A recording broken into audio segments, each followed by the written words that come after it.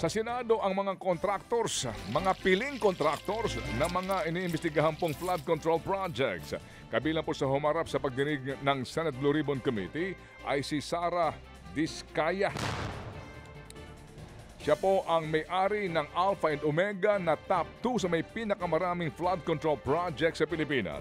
Inusisa siya dahil po sa kanyang yaman at koleksyon ng mga mamahaling sasakyan, kabilang po ang isang sasakyan na nagkakahalaga ng 42 million pesos. Niliwanag po ni Diskaya na hindi lang sila sa DPWH kumikita.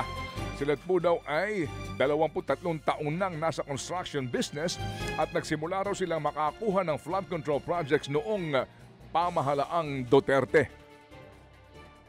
Kailan kayo nag-engage ng flood control project sa DPWH? Siguro mga 2016 onwards. Please make sure of your answer. Yes po, 2016 onwards po. 2016 onwards? Yes po. 2016 onwards.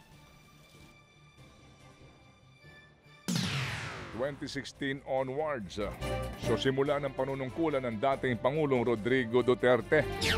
Yan po ang tinig ni Senador Ronald De La Rosa at Sara Diskaya at Senador Tito Soto. Dumistansya ho naman si Senador Bongo sa negosyo ng kanyang ama na CLTG Builders, ang kumpanyang naging ka-joint venture o kasosyo nila Diskaya. Kung mapapatunayan daw na may anomalya, siya daw mismo ang magre-rekomenda na kasuhan kahit na ang kanyang kamag-anak. Inamin po ni Diskaya na part owner siya ng siyam na construction companies na nakakakuha ng proyekto sa pamahalaan. Pero itinanggi niyang siya ay meron daw kakuntsaba sa DPWH na nagbibigay sa kanya ng mga proyekto. Samantala, bukod kay Sara Diskaya, humarap din po ang iba pang malalaking contractors sa pagdinig po sa Senado kahapon. Hindi makapagsalita ng diretsahan ang may-ari ng Wawaw Builders na si Mark Alan Arevalo. Nang tanungin nga ng mga senador tungkol sa ilang ghost projects daw sa Bulacan. Muntik tuloy siyang ipa-contempt ng mga senador. Ang MG Samidan Construction naman na may 250,000 pesos lamang na kapital, nakakuha ng 5 bilyong pisong flood control projects. Pero itinanggi ng may-ari ng kumpanya na si Marjorie Samidan na sangkot sila sa mga ghost project.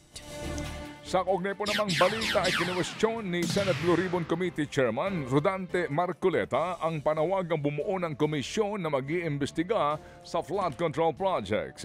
Iminungkahi kasi ng mga kapwa niya senador ang pagbubuo ng independent body na siyang tututok sa mga anomalya. Mungkahi po ni Senator Kiko Pangilinan, maaring pamunuan ito ni dating Ombudsman Conchita Carpio Morales, dating DPWH Secretary Rogelio Singson at Baguio City Mayor Benji Magalong ang itatayong Independent Commission. Pero si Marcoleta, naiinsulto raw sa mungkahi ni Pangilinan. Kung nais raw po ni Pangilinan na siya'y palitan ay maaari ho naman daw itong magpresenta. Bagay po na inalmahan naman ni Pangilinan, sabay giit na kulang daw sa research si Marcoleta. Hindi naman daw po siya ang nagmumungkahi, kung hindi si Senador Tito Soto. Pinasaringan din ni Marcoleta si Senador Ping Lacson na pinakikialaman daw siya ng ito'y nanawagan na baguhin ang hearing schedule para hindi magsabay-sabay sa budget hearing. Buwelta naman ni Lacson, wala pong nangihimasok kay Marcoleta. Ayaw din niyan daw ng away, pero kung aawayin siya, abay papalag daw po si Lacson. Sa kalagitnaan po naman ng hearing, nagreklamo din si Senador Raffy Tulfo kaugnay po naman ng hindi raw pagiging patas ni Marcoleta. Tinitipid daw kasi si Tulfo sa pagtatanong at dalawa lamang ang maari habang one to sawa daw ang ibang senador. Sagot naman ni Marcoleta, siya nagiging patas lamang para sa lahat.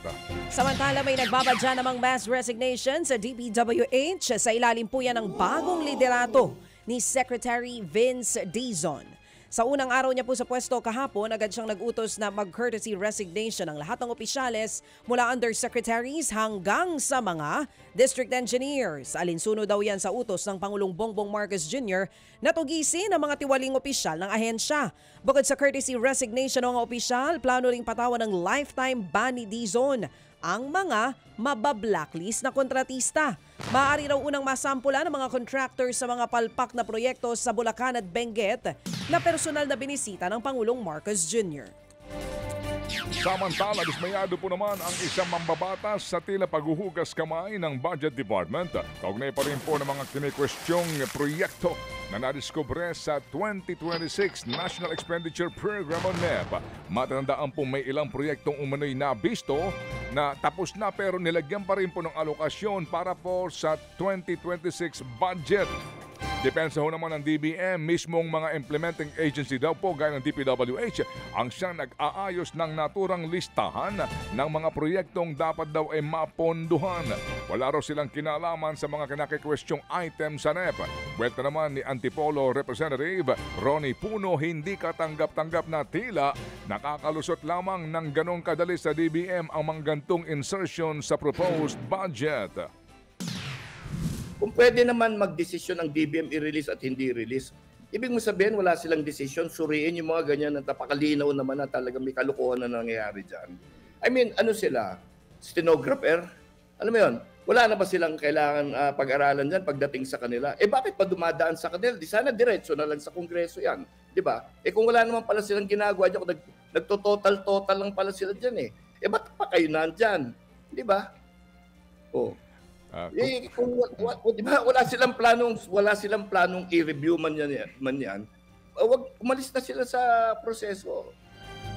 Mga kapatid, brothers and sisters, saan ka pa? Dito na tayo sa totoo.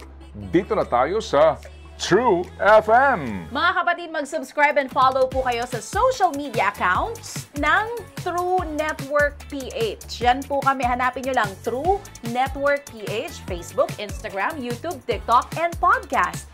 Mapa-Apple or Spotify man yan, mahahanap nyo kami. Lahat ng mga napapanood at napapakinggan nyo po sa programa, nasa social media accounts namin yan. So, paano mga kapatid? See you sa social media!